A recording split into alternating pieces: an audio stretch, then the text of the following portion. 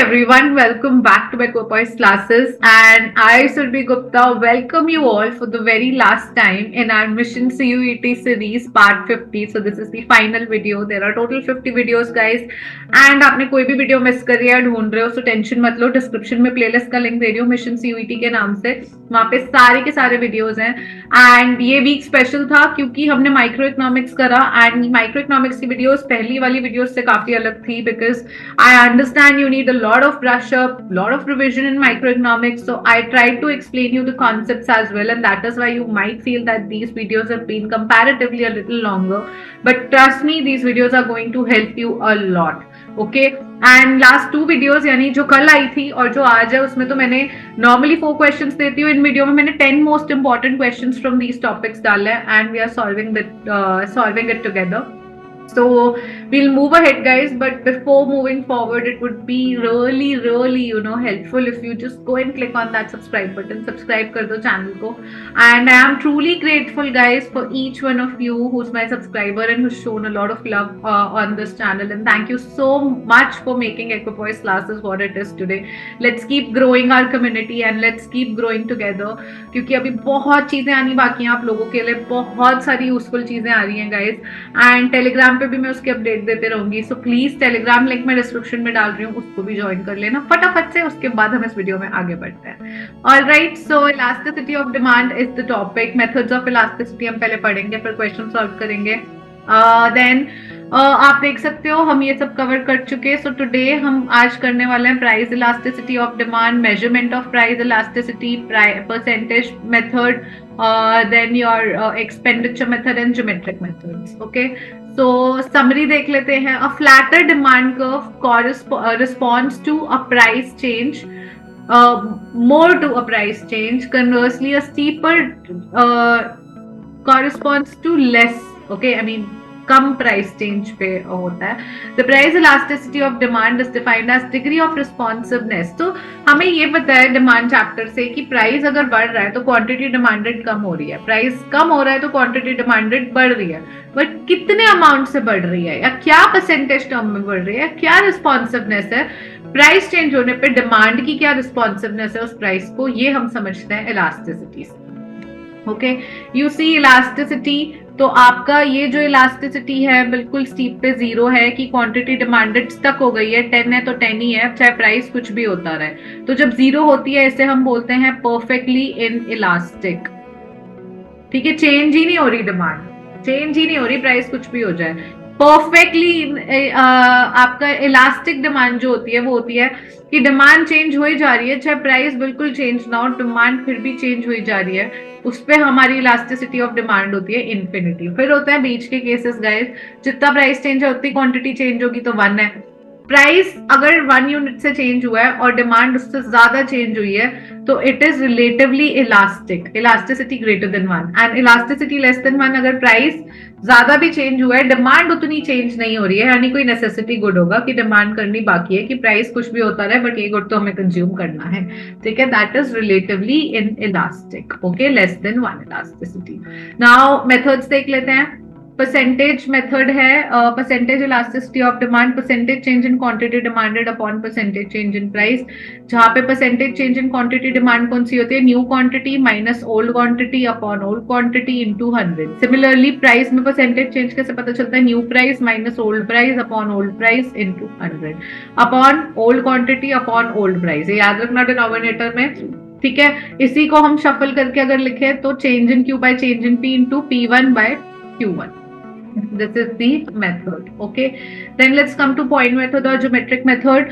जो बीच का पॉइंट होता है गाइस उसकी इलास्टिसिटी 1 होती है. तो अब मेथड में क्या होता है, this attempt measures to attempts to measure the price elasticity at a particular point. और पॉइंट इलास्टिसिटी कैसे पता चलती है, lower segment upon upper segment, हमेशा lower segment upon upper segment guys. So यहाँ पर lower segment upper segment same है. यहाँ देखोगे लोअर सेगमेंट छोटी है, अपर बड़ी है, इसलिए इलास्टिसिटी लेस देन 1 है और ऊपर ग्रेटर देन 1 होती है. ओके, देन आ जाते हैं टोटल एक्सपेंडिचर मेथड पे आपका. तो ये क्या कहता है कि expenditure, change in expenditure, change in expenditure कितना है, चेंज इन प्राइस की वजह से। सो यू सी प्राइस कम हो रहा है धीरे धीरे, क्वांटिटी डिमांडेड बढ़ रही है, टोटल आउटलेज एक्सपेंडिचर। सो जब भी प्राइस कम भी हो रहा है, क्वांटिटी बढ़ रही है, आपका जब तक टोटल एक्सपेंडिचर बढ़ रहा है तब तक elasticity of demand greater than 1 है।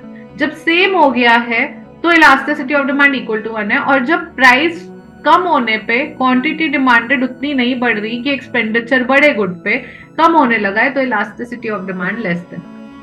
Okay, so let's come to the questions everybody. Price elasticity of demand is percentage change in quantity demanded, ठीक है, upon percentage change in price. ठीक है, तो ये देख लेते हैं, खा लेता है price no, percentage change yes, this is true, this is no, this is no. Okay, so correct answer is option number 2. Identify the true statement. The demand for a good is likely to be elastic if close substitutes are easily available. Close substitute available है मतलब price change होगा तो उसकी demand फटाफट से change हो जाएगी, तो रिलेटिवली इलास्टिक हुई, लाइकली टू बी इलास्टिक, ठीक है ना, तो that is true. Then demand for a luxury good will be highly elastic. Very true. Luxury good पहले ही luxury good है, Gucci है, कुछ है, उसका प्राइस भी बढ़ जाता है, तो इतनी नीड नहीं है, तो डिमांड फटाफट से कम हो सकती है उसकी, तो it will be highly elastic. This is also true. Demand for medicine is unitary elastic. No, it is inelastic. Medicine है, किसी को खानी है, अब वो 100 रुपए में मिले, चाहे उसका प्राइस 200 हो जाए, आपको वो दवाई खानी है तो खानी है. It is relatively in elastic. Okay, so this is not true. This is not true. Demand for comfort is inelastic. How comfort is inelastic? Luxury is also comfort, and comfort के लिए आप एक बार को कॉम्प्रोमाइज कर सकते हो. Comfort good है, price बढ़ रहा है, आप डिमांड चेंज कर दोगे, इतना कुछ नहीं है कि इनइलास्टिक होगी वो, तो that is not true. So the correct option is A and B, which is option number A. Okay, price elasticity of a good is unity. ठीक है, price elasticity is unity.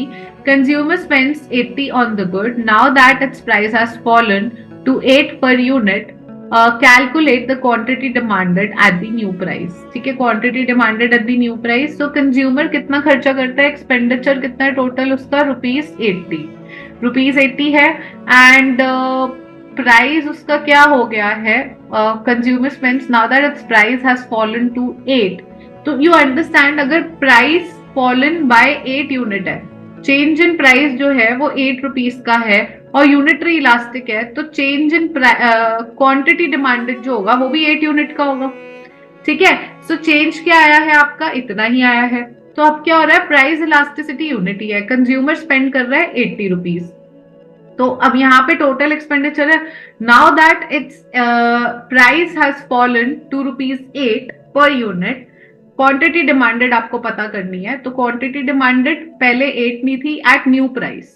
ठीक है, एट न्यू प्राइस, तो quantity demanded eight new price एक simple terms में, इसका मतलब कुछ भी नहीं है, इसका मतलब इतना है कि सेम यूनिट में चेंज हो रहा है, कंज्यूमर 80 खर्च रहा है, price fallen to 8 per unit है. ठीक है, प्राइस, नया प्राइस क्या है, नया प्राइस 8 पर यूनिट है, तो आपकी क्वांटिटी डिमांडेड क्या हुई, 10 हो गई, तो क्वांटिटी डिमांडेड 10.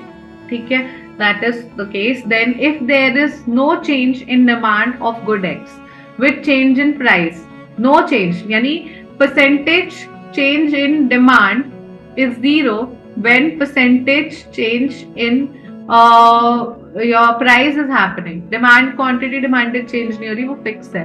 ठीक है, ऐसे में प्राइस इलास्टिसिटी क्या होती है, परफेक्टली इनइलास्टिक. आपने देखी थी ना, क्वांटिटी डिमांडेड फिक्स हो गई है, प्राइस कितना भी चेंज होता रहे, डिमांड नहीं चेंज हो रही है, this is quantity demanded, this is price, so in that case it is perfectly inelastic guys.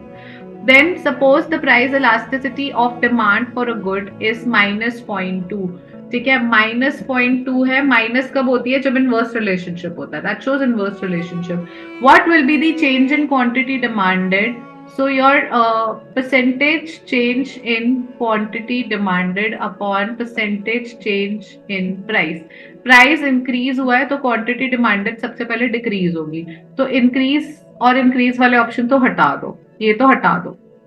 ठीक है, अब क्या हुआ है आपका, 10% इंक्रीज इन प्राइस है, 10 है, तो यहाँ पे मल्टीप्लाई कर दो, 2 into 10 by 10, 2% है, तो 2% का क्या आया है गाइस, 2% का जो आपका आया है that is percentage change in quantity demand, but decrease हुई है क्योंकि प्राइस 10% से इंक्रीज हुआ है, तो क्वांटिटी डिमांडेड 2% से डिक्रीज हुई है. So the correct option is option number B. Alright, I hope you are understanding the key concepts. कोई कॉन्सेप्ट नहीं समझ आता है, टेलीग्राम लिंक दिया है मैंने डिस्क्रिप्शन में, फटाफट उसे क्लिक करके ग्रुप ज्वाइन कर लो, वहां पे क्वेश्चन का स्क्रीनशॉट डाल दो और मैं डेडिकेटेड वीडियो सोल्यूशन आपको दे दूंगी, मैं खुद समझाऊंगी आपको वीडियो पे, ठीक है। Price elasticity of demand is greater than 1।